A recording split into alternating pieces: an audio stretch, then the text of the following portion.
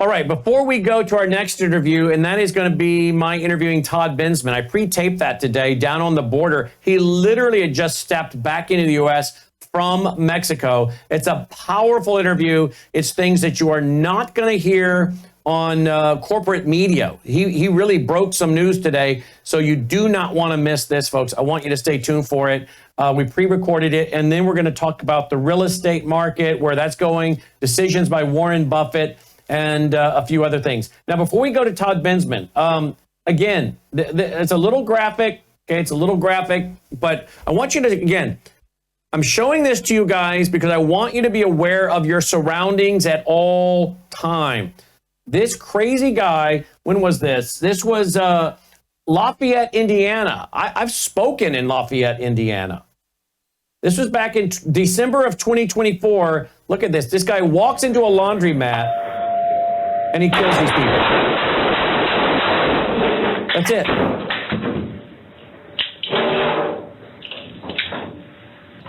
That's it. Deranged, clearly. And then I won't show you the rest. He goes, we can come back to me. He goes out to the parking lot by his, I think it was his truck, and he kills himself. Now, the city is saying the 73-year-old Lewis McLaughlin believed the city was controlling his mind. I guess one of those people died. I'm shocked that all of them didn't die. Apparently, only one of them died. That's pretty shocking that only one died, as close as that was. And apparently, it was absolutely just random, from what I'm reading. Again, I showed that just to warn you again, like I have on my radio show and TV show for so many years. Be always aware of your surroundings. Do not sit, in my opinion, do not sit where someone can come in a door or come at you without you having at least some advance warning to see they're coming. Like that, if you had to go to somewhere and sit, if you can avoid sitting in front of the door right there, sit across. Sit somewhere where you know people are coming, so you have places to shelter, to get behind, to return fire, but you have some chance to react. But where they were sitting when he walked in, they were right there. Be aware of the room whenever you walk into a room. That's part of your situational awareness. Again, I say this because the violence out there is ridiculous. Here's another story. The president of Africa. Okay, we've been warning, and it's in my documentary, one of my documentaries about the the racist communists taking the land of the white farmers in Africa, South Africa. Listen to the president of Africa. The issue of land reform is a matter that is top of mind for this administration. And through a variety of programs, through a variety of initiatives, we are fostering this objective. We agree that indeed access to land. We agree that our people working the land is a historic objective that needs to be attained. We are in the process of ensuring that we do give our land or the land to our people. We give the land to our people. This is nothing more than the continuation of the Nelson Mandela agenda. And of course, I think they made a huge mistake by not providing capital punishment onto Nelson Mandela, and they've turned him into an international hero. He was a communist thug, murderer, and terrorist. It is documented, okay? Now, President Trump, he is offering fast citizenship to South African farmers after cutting aid over racism against whites. That's the headline today, or 5 days ago, at MSN. So again, this is, again, one of those stories that not a lot of Americans are aware of. It's kind of like that story's over there. That doesn't impact me. I don't care, but they should. And I'm telling you something, we dodged it like this close. Because this is the kind of agenda they wanted to further here in America, was this stealing of property and land by the communists under the ideology of racism, cultural Marxism. But again, pray for the people of South Africa. Pray for the Christians in Syria. Many white farmers who've been, their families for 100 plus more years, hundreds of years, been farming the land. And we went into great detail in one of my documentaries on torturing them, filming it, killing them, and then laying a body on their dead bodies to mark that they've killed a Christian and a capitalist. But you see, the communists believe that the source of all suffering and oppression, as I've said for so many years now, they believe that the source of all suffering and oppression is Christianity and capitalism. Pray for those farmers of South Africa. President Trump giving them fast-track citizenship to come to America and canceling aid over racism against whites. Thank you, President Trump. All right, let's go to this pre-recorded interview I did just about a couple hours ago, about 2 hours ago, with Todd Bensman, who just stepped back over into the United States of America. Texted me as he was walking back in to the country to record this. Watch this. All right, joining me now is Todd Bensman. He's been down on the border, actually over in Mexico, and he joins us now. Hey, Todd, thanks for being with us. Hey, great to be here. Glad to have you with us. Are you having fun, Todd? I've been working hard, but working hard is always fun. So That's right. That's right. All right, let's go to some of your tweets here. Decimated by the new Trump border, runners and gotaways. 2, we have some 0 days now, a Border Patrol spokesman in El Paso sector tells me. So they're not running at the border like they were under the Biden regime, huh? no, remember we had more than 2.4 million gotaways over the Biden administration years, and that equaled out to about 60 to 70,000 a month, if you can believe it. So now they're down to about maybe 60 a day, or even less than that. Like the Border Patrol agent said, we have some days we have 0 gotaways.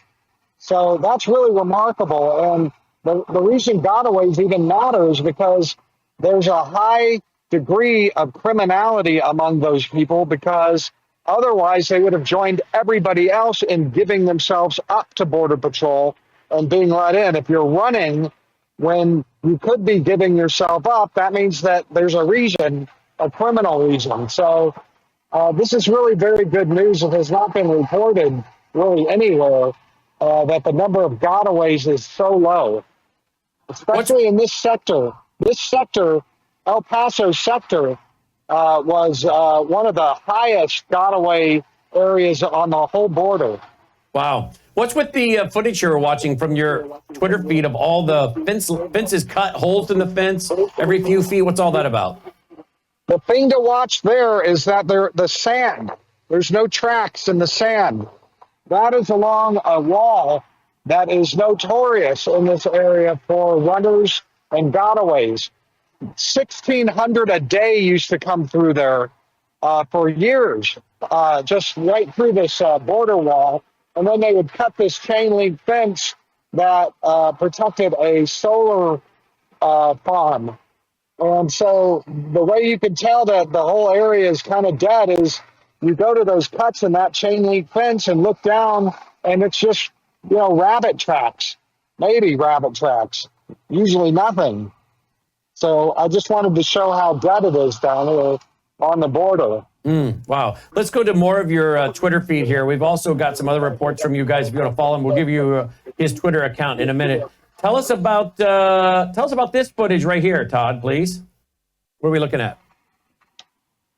Well, that is in Juarez. I shot that yesterday. That is a welcome center for American expellees. For when the United States under Trump started expelling all the immigrants that come across, the Mexican government set these facilities up all along the border in all different places. This is the one in Juarez. And the reason that that's important is, first of all, I don't think anybody's ever seen footage of one of those. That's brand new. The Juarez municipality and federal government just put that up. Is that it's there for thousands of people, but it's virtually empty. There's hardly anybody in there, and it's massive. you can fit probably 5,000 people in this thing.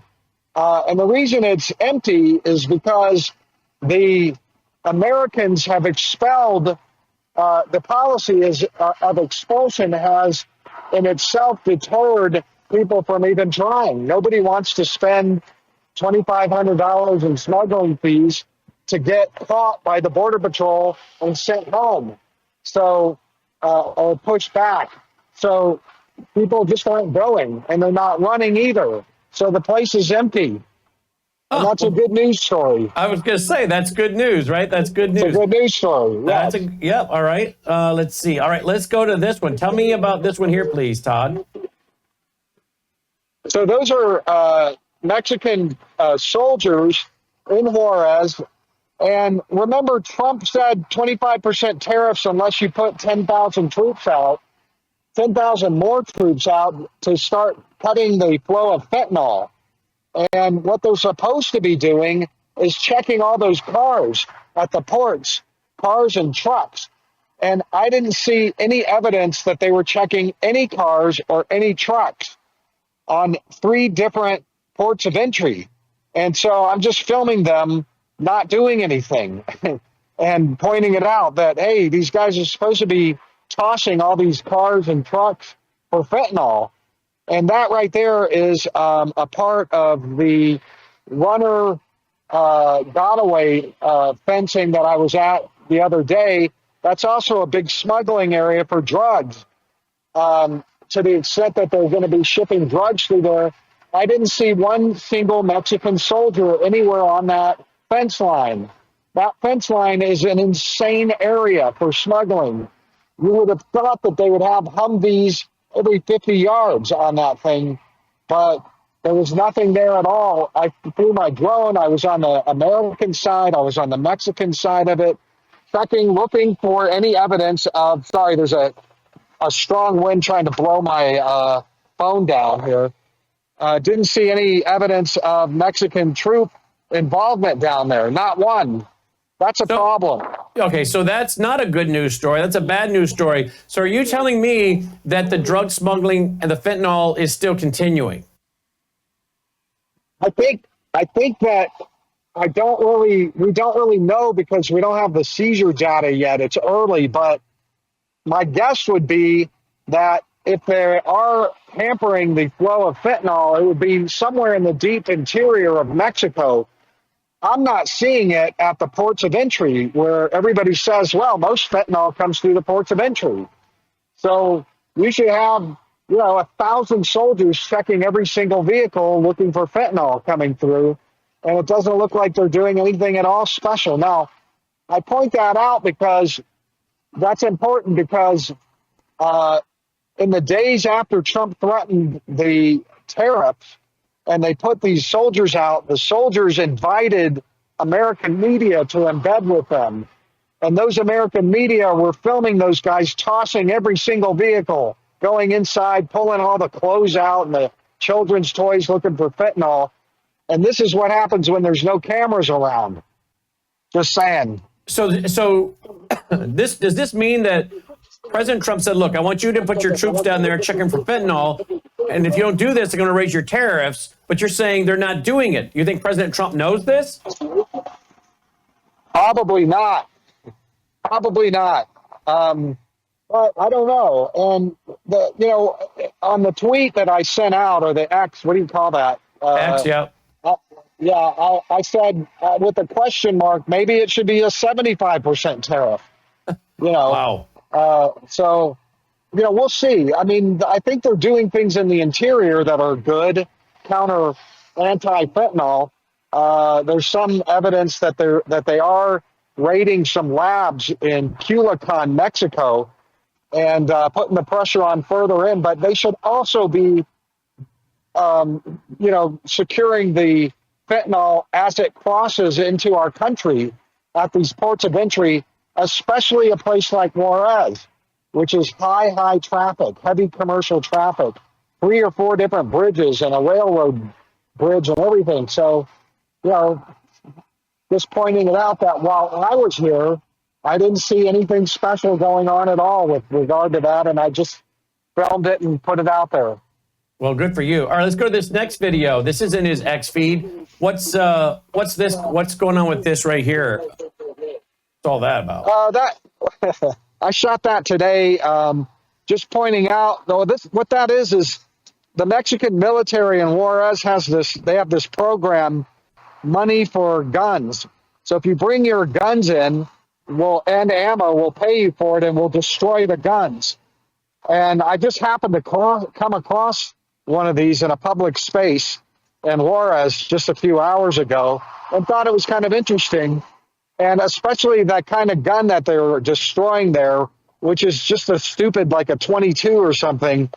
And I just pointed out in my feed, I don't think that the narcos, the cartel narcos, are going to be bringing in their Central America obtained 50 caliber machine guns anytime soon.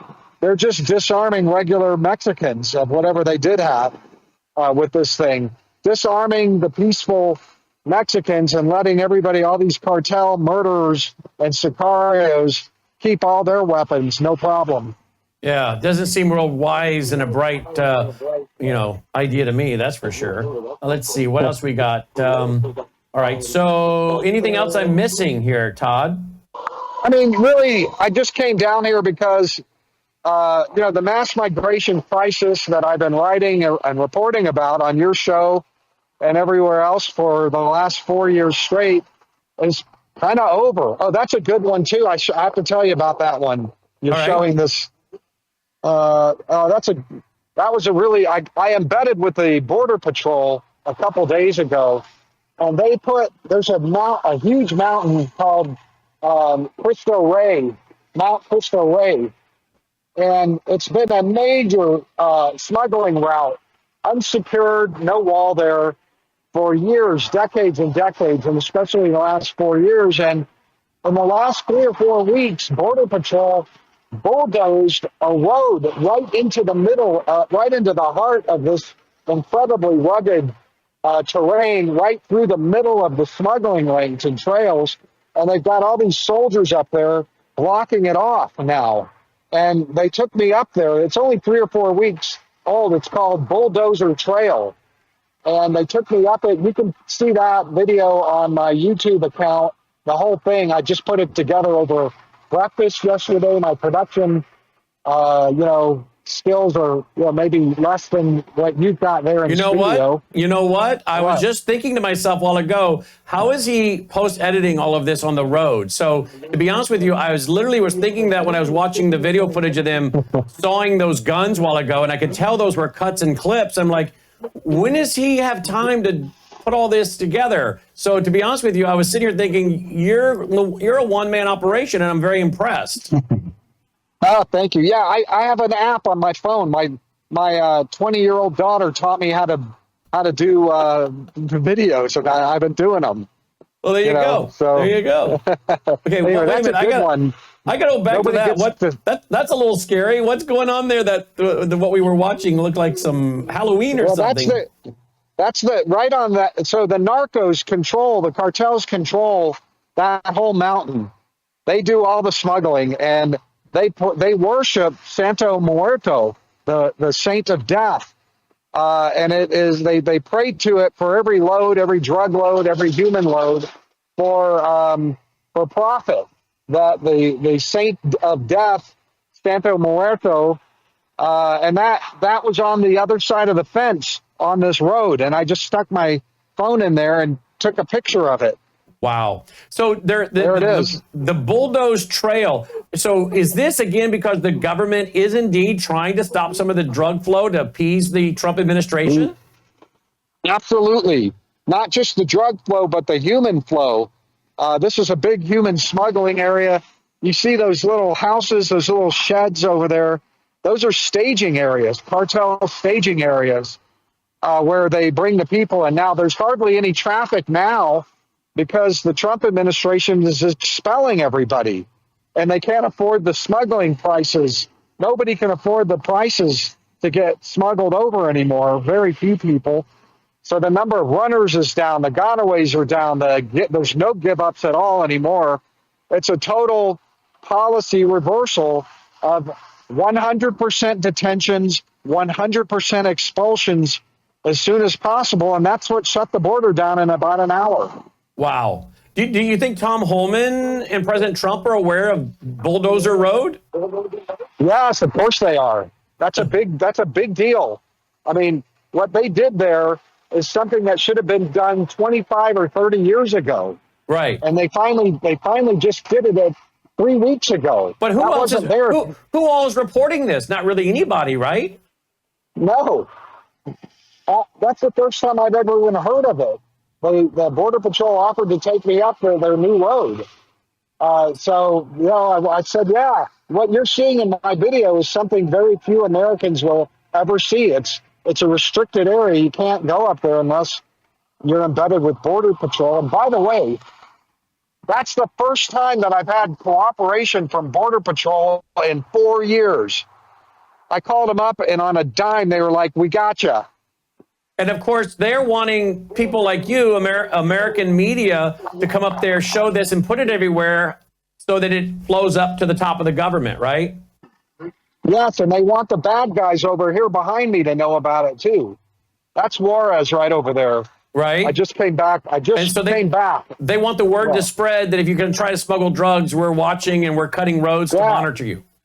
Yeah, we got all kinds of guys up there. We got soldiers, we got Border Patrol, and we got cameras and all kinds of new stuff. We're going to catch you. We're going to catch you. So would I be wrong in saying the reason the mainstream corporate media is not reporting on this is because they don't want to give President Trump any credit? Totally. Yeah, you got it. That's what it is. Yeah. I mean, they'll grudgingly report the numbers because it's a sea change. This is like a real. I've been down there for 4 years. I've never seen it dead like this. I'm going to areas over here in Juarez that every time I've been over there, it's just thronged with thousands and thousands of foreign nationals, and there's not one anywhere. I did find some migrants over there, but they're settling in Mexico, and they're working, and they're telling me, we're not even going to try to go across because the Americans are too hard. They're not even going to try. They're staying there, the ones that I met. So where do you think we go with deportations in America? There's been talk, I think I just read an article that President Trump is looking at maybe using some national security measures, some old, long-standing national security measures to deport people. What are you hearing about those that are still here, how they're going to get them out? Well, In fact, I just found it. I just found it. Trump to use archaic Wartime Aliens Enemies Act to fast-track mass deportations. That was from 1798? Yeah, this is, it's an executive power that probably most famously was used against the Japanese population inside the United States, shamefully, I'll say, to detain them during the war years. But it also could be used to, without having to go through the various kinds of due processes for people that are in different stages of immigration proceedings, to round them up and detain them while they're waiting for their proceedings in the hopes that maybe they'll self-deport. That's going to get all kinds of lawsuits, litigation, et cetera, but it's an idea. They're trying different things to increase the numbers. They need to, their goal is to be able to deport 1 million a year at least, if not more. And for that, they've got to be pushing out 250,000 a month.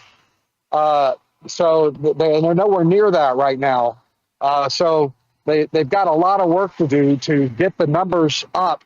And they've got to try everything they can try if they want to get those kind of numbers.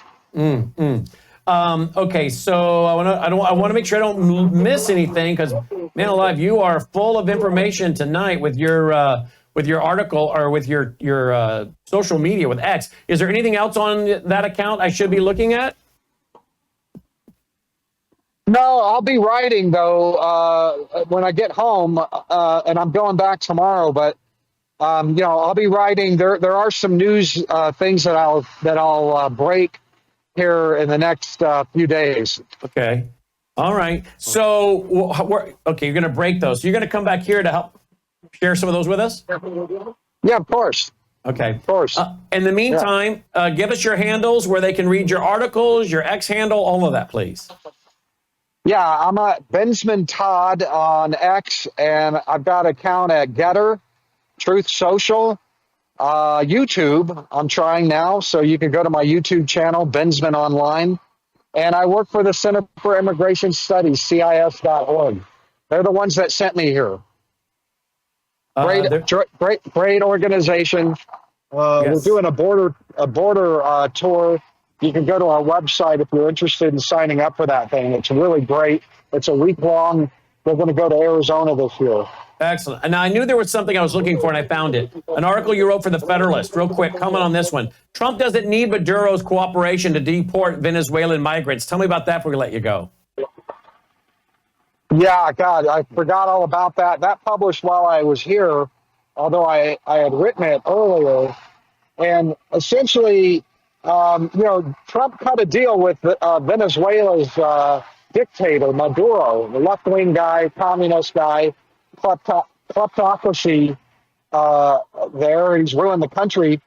But Trump went ahead anyway and cut a deal with them to take Venezuelan deportees from the United States, especially criminal aliens.